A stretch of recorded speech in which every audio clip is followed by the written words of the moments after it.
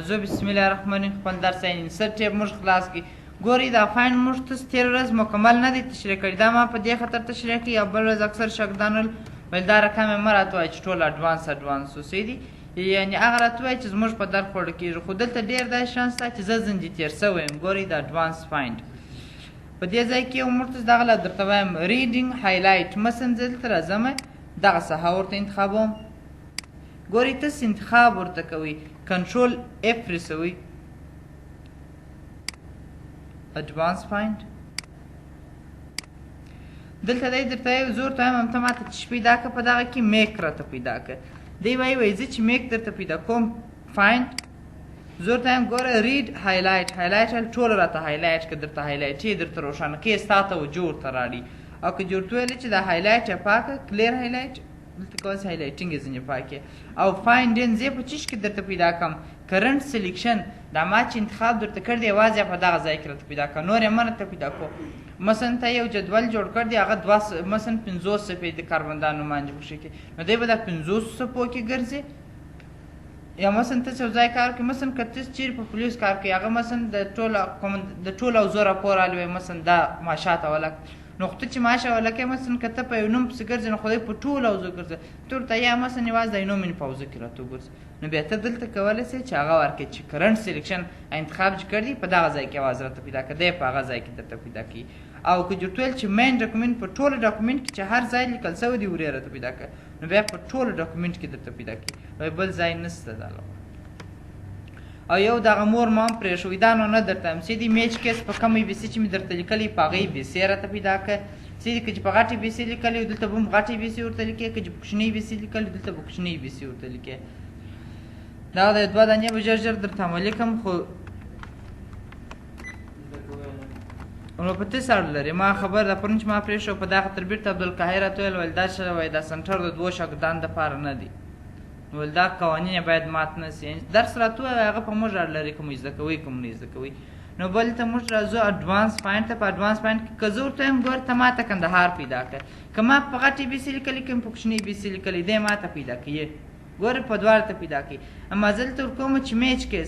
کیس دا معنی چې په کومې بیسې ما درته لیکل دي یوازې په هغې بیسې ما ته پیدا کړه، په بلې بیسې ما راته پیدا کړو. میچ کیس ټک مارک ورکړه، مثلا په کوچنۍ بیسې راته پیدا کړه. اوکې که دغه بل نه ګوره دغه یو کندهار درته پیدا کوي، نور نه درته پیدا کوي. که زه راسم غټې بیسې ورته وایي،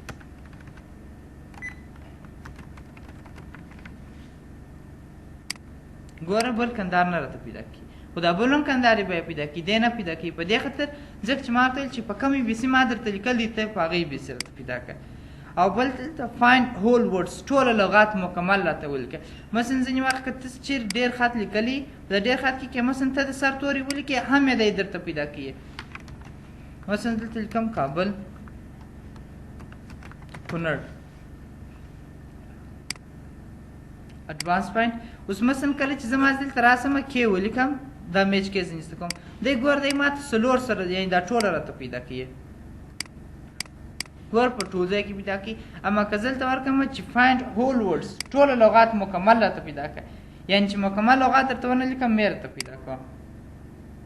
وایي مکمل لغات ولیکه بیا زه درته پیدا کوم، ځکه چې یوازې کې خو ما نه دي لیکلي، خو موږ لغات لیکل دي کندهار کونړ ده، یعنې دی وایي مکمل لغات راته ولیکه. او اوس که زه راسم مثلا کونړ ورته ولیکم بیا دی راته پیدا کوي. او دغه یوز وایلډ کارډونه راته استعمال کوه. وایلډ کارډ څخه مطلب دا دی مثلا که زه راسم چې د بک مارک نښه ورکړم، دلته ورته ته دغه وایلډ کارډ راته پیدا کړه، دغه د سپیشل وایلډ کارډونه مو دلته مثلا ګوره پاراګراف مارک راته پیدا کړه، پر ده باندې کلیک وکړه. دا که ته راسې په کیبورډ څخه لاړ څخه ایکسپاوننټ یعنې توان ولیکې، ایکسپوننشل ولیکې او پی ولیکې. نیکسټ که دی به تا د پاراګراف مارک درته پیدا کړي. ګوره چې پاراګراف مارک دغه دی، زه ورته وایم بل ځای راته پیدا کوئ دا سیدې پاراګراف، یعنې دغه وایلډ کارډونه درته استعمالي. ساوند لایک انګلیش چې اواز یې یو رقم، مثلا هغه لغاتونه راته پیدا کړه چې یو رقم اواز ولري. اوس مثلا که زه پین ولیکم پی ای ان قلم، مثلا که پین ولیکم پی آی ان معنا سنجاق، خو تلفظ یې یو رقم دی اما معنا یې فرق دی، دی دواړه درته پیدا کوي. که ته پین ورته ولیکې پی ان، دی پی آی ان هم درته پیدا کوي، فن پی ای ان هم درته پیدا کوي، یعنې بدکاو دا ټول ته پیدا کوي. دا په دې خاطر چې د دوی په انګلیسي کې تلفظ یو رقم دی. ورته ګوره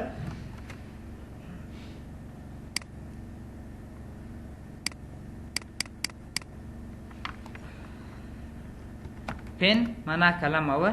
پن معنا سنجاق او پن معنا چی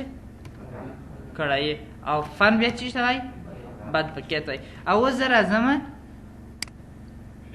ورته فاین زور ته ماته چې پیدا که پین پیدا که ګور دی ماته یوازې فین پیدا کی نو بل بیا فن نو دا نور شانه درته پیدا کی اما دلته ورته وایم ساوند لایک انګلیش چې اواز یې د انګلیسي په رقم یعنی چې ورکم تلفظیږي هغه راته پیدا که پین مې ورته لیکلی ګورې پین پیدا کړي پین هم پسې درته پیدا کړي فن هم درته پیدا کړي دا فن بیا نه پیدا کوي ولې نه پیدا کوي فن تلفظ د دې ډېر جلا دی ګوره فن پین څونه فرق دی نو دا د پیرسي هغه تلفظ یو رقم دی درته پیدا کړي نور نو د جس ریژن چې دی دا د الف او د حمزه او د جیش هم دپاره دی او دا چې دی میټریکس میچ پرفیکس دی او بل سفکس دی دا مختاړي ورستاړي درته پیدا کی کی دا ول نه انتخاب کړي مختاړي درته پیدا کی کی دا بل نه انتخاب کړي وو ورستاړي دا پیج نه دا مختاړي ورستاړي چیشته چوي ولا چاول چو پیج نه یا خو پیج نه استاو بین چې نه پیج نه ورته راته اسا پیج نه و شابش د کلمو څخه وروسته مخته راغلي مثلا لکه روغتیا روغې چې دی کلمه ده او تیا چې ده وروستاړی دی څه دي یعنې دی بیا دلته په انګلیسي کې مثلا ګوره موږ ته انلیس لرو په انګلیسي کې ان لغاتي لیس چې دی وروستاړی دی موږ ته دلته یې ورکو یا مثلا ګوره یا لکه مثلا وایرس انټي وایرس دا انټي ضد دا چې دی دا مختار څه دی بیا ته ورته ولیکې بیا دی یوازې انټي مختار درته پیدا کوي بل ځای نه درته پیدا کوي دا هغه پرونه چې ما درته ویل تاسې وګورئ دلته کولی شئ په رنګ هم پیدا کوي چې سور رنګ لري هغه خطونه راته انتخاب کړي څه دي دلته مثلا هغه سور رنګ ورته انتخاب کړو ورته هغه خطونه راته انتخاب کړه چې دغه رقم پون چې یا مثلا دغه رقم رنګ ولري زده کوی هم ستاسو دپاره نه دی خو بیا هم ته سر لري ما زده پرون دغه خبرې پر چای ما درته شروع کړي بالقاهر چې راته ویل یا راته ویې وایه پرون مثلا زه ورته داسې رنګ لري زه ورته هماغه خطونه راته انتخاب کړه چې ژړ رنګ ولري دا زنجیز ته کې عبارت فرمټ ته راسه فرمټ کې ګوره فونټ کې زموږ خبر ځکه چې خو دلته فونټ ته موږ رنګ ورکړ دي فونټ کلر کم رنګونه درته پیدا کړم هغه رنګونه درته پیدا کړي داسې رنګ ولري اوکې که فایند نه داسې چې درته پیدا ژړ رنګ لري ټول درته کوي یا مثلا ځینې وخت کې چې څه رنګ لري ته ټوله پیدا کوې د ده په واسطه کولی شي چې ټوله پیدا کړي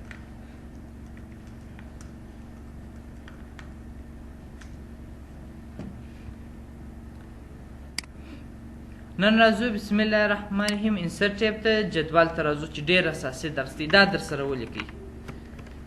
څوک چې لیکي وجې لیکي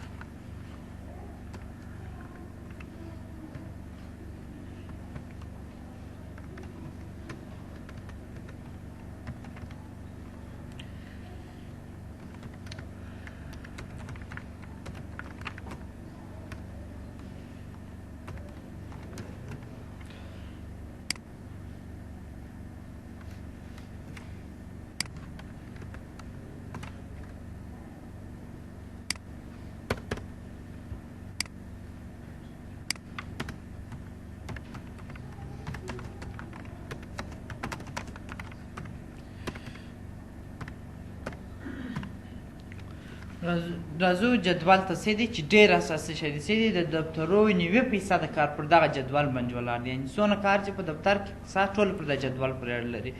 یعنې ټیبل خپله لغوي معنی جدول ته ویل کېږي سیدي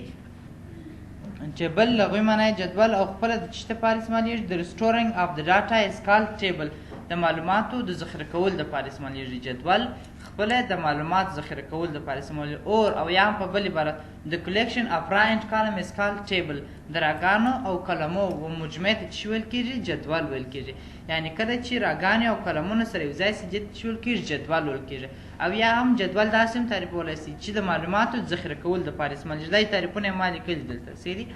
اوس موږ تاسو باید درا او کالم وپېژنو دی ترمنځ فرق څه دی کالم is used for the title کالم د عنوان دپاره استعمالیږي کله چې تاسو جدول جوړوئ کالم کې ته باید عنوان ولیکې یعنې داسې نه کېږي چې په کالم کې هلته کالم ته تا عنوان ورکړی چې مثلا نوم او ته بیا روان یې د مکتب نوم لیکې یا نوم کالم چې مشخص و چې نوم ولیکه بل هېڅ شی بیا نه لیکل کېږي یوازې نوم لیکل کېږي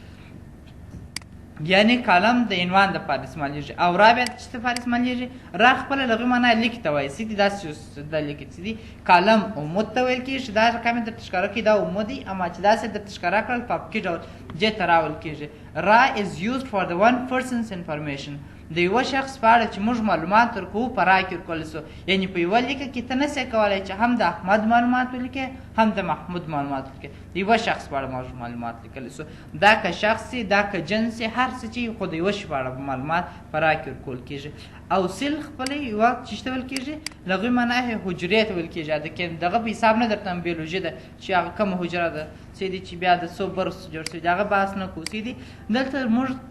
د خانې څخه مطلب دی سیل یوې خانې ته وایي یا کور هم ورته وایي سیدي د انټرسیکشن اف برانچ کالم از کالد سیل د راګانو او کلمو و تقاطع ته چې ویل کېږي چې د یو بل سره کته کړي دا ته جدول دغه ویل کېږي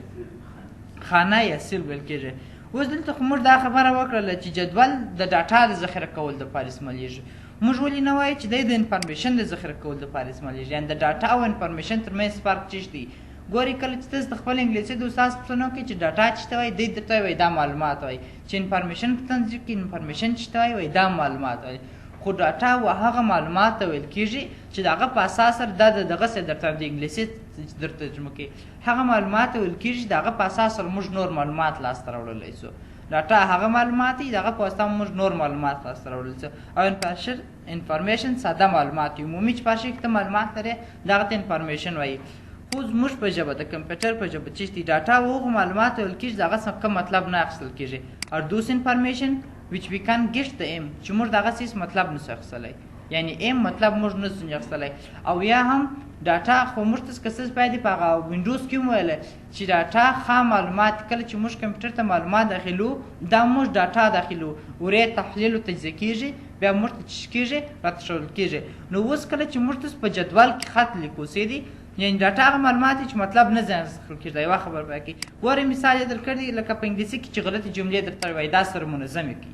ګورئ با هېڅ معنا نه لري ټکي هېڅ معنا نه لري یس دلته هېڅ معنا نه لري اما انفارمیشن بیا or those information which we can get the aim هغه معلومات چې موږ مطلب ځنې اخیستلی سو he is a boy دی یو هلک دی جس مطلب اخیستلی اوس نو د جدول وظیفه دا ده کله چې ته خط پشکې لیکې دا ته ډاټا لیکې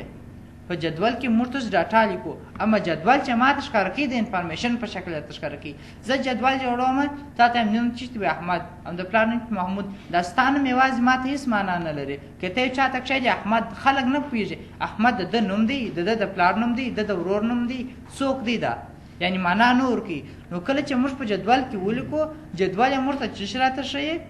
منظم شکل یې درته ښیي د انفارمیشن په شکل درته ښیي راځو اوس دا وایي چې دا څه رقم دی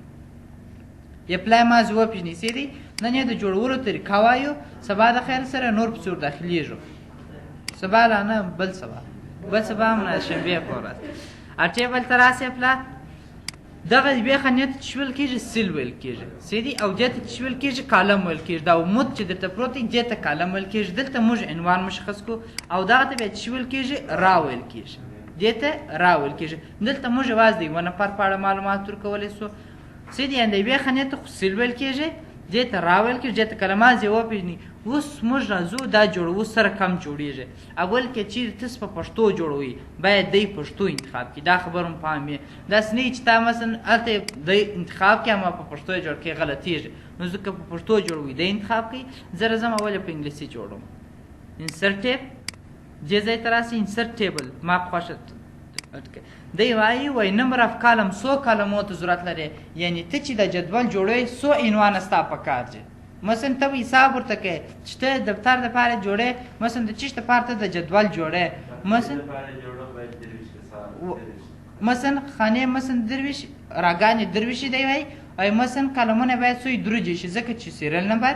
نوم د پلار نوم دا درې خانې جیش ورځې لري. سی به دروجېش کالم ورکوم ځکه چې خو د عنوان دپاره استعمالوي. نو زه مثلا زه هم د شاګردانو د پېژندګلو یا مثلا د بانک دپاره جوړې مثلا څو کالم ته ضرورت لرم بیا ور اضافه کېږم مثلا شپږ او دا راګانې خپل اضافه کېږي. دا که دلته ورته وټاکئ که هلته خپل وټاکئ. مثلا زه دلته لیکم سیریل نمبر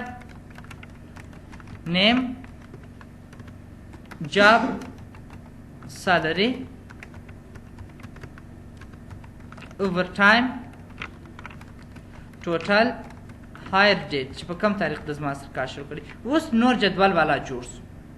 بالا یې شی نه غواړي ته ما دا ټی بټن وي راګانې خپل اضافه کېږي څه دي ټی بټن وي. اوس دفتر کې بالا تا ته جدول درکړی دی ته راځې لیکې مثلا زه شاګردان ثبتوم. اول نمبر څه نومېږي جانان ازبک شته منیجر مثلا معاش څو دی $10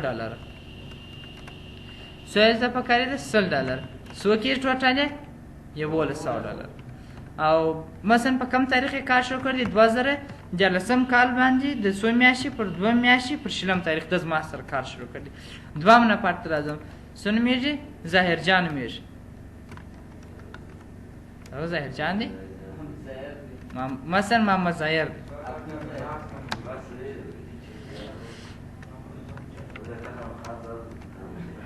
عبدالحلیم دی مثلا چیشته وزه پای چه منیجر دی سوی معاش دی خدای نکرده $15,000 معاش دی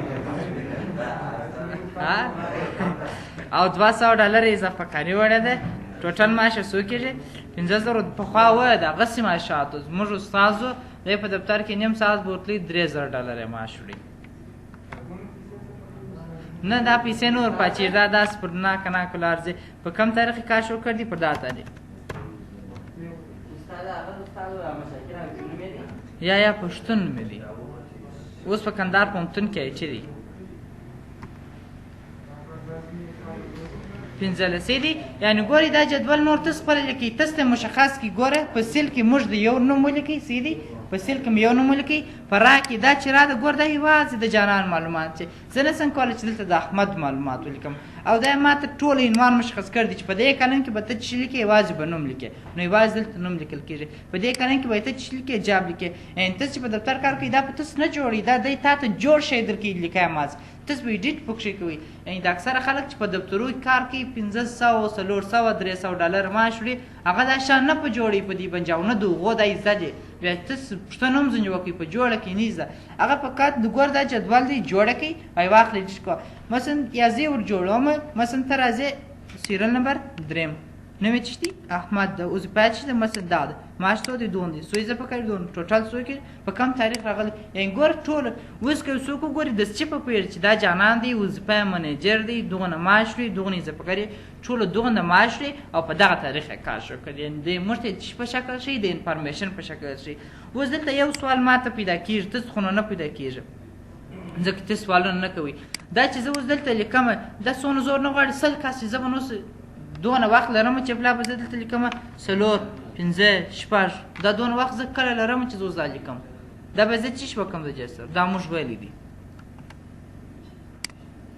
کار چا راوښوئ نمرې لري د امتحان کې دا فایل ټیپ دا هوم ټیپ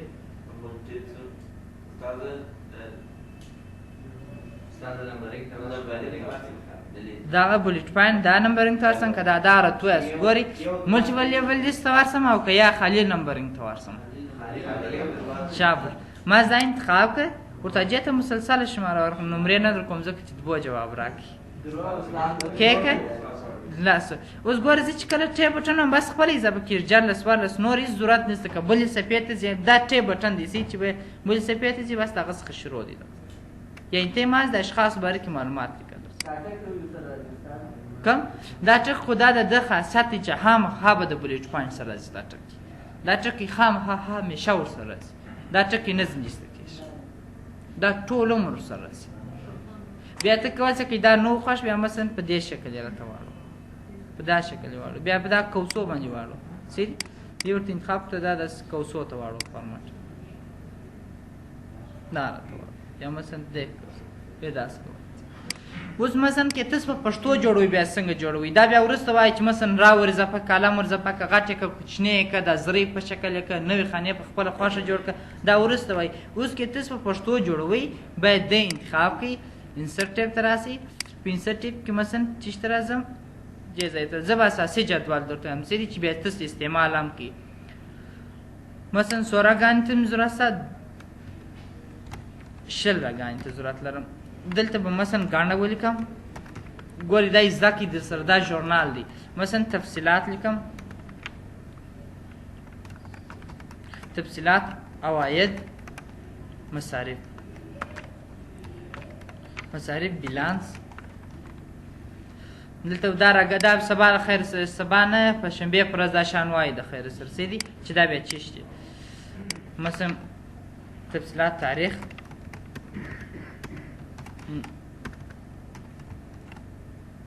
نیټه او بل چې دي ملاحظات په غدا لیکل کېږي که په زوا لیکل کېږي غدا دي او اوس ګوره دلته ګڼه تا ته راله څه دي دا تفصیلات چې غټ کې ژورنال چې دي د متفرقه مصارفو دپاره استعمالېږي دا په اکسل کې بیا فارمول پر اجرا کوي په اتومات ډول مثلا اول ګڼه ده چې شي رانیولی دي موټر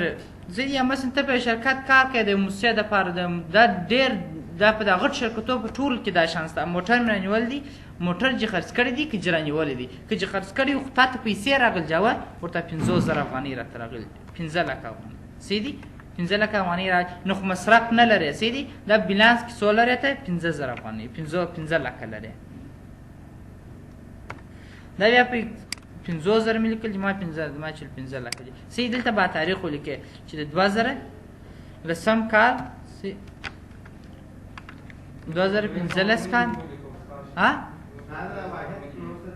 دا ستا خوا به ډېر دا 1493 ولیکو مثلا د څوم تاریخ دی 14 تاریخ دی د 12 میاشتې 1493 کال صحیح دلته لیکئ که چېرته تاته اوس مثلا که دلته عواید درته راغلله بیا به دلته لیکئ که چې مصرف کوئ دلته به لیکئ جس خپله اتومات ډول منفي کېږي جمع کېږي دا په اکسل کې جمع و منفي کېږي دلته به تاسو په خپل لاس کې دا د ژورنال په شکل کې دا ژورنال جوړ دی تاته درکوي ته ما زه قیمتونه ورلیکه پیسې مثلا دی وایي زه په صرافۍ کار کوم دونه ته راغلې دونه ولاړې هغه خپله جمع و منفي کېږي د میاشت په بعد کې حساب کوي کال پای کې کوي او ته په پای کې د ورځ په پای کې خپل درته وایي چې نن چې دونه ګټلي دي دونه چې مصرف کړي دي بیلانس ما درته ویل چې باقي موږ ته راباسي دا موږ په اکسل کې جمع کولی نن سوال خو به بل نه لري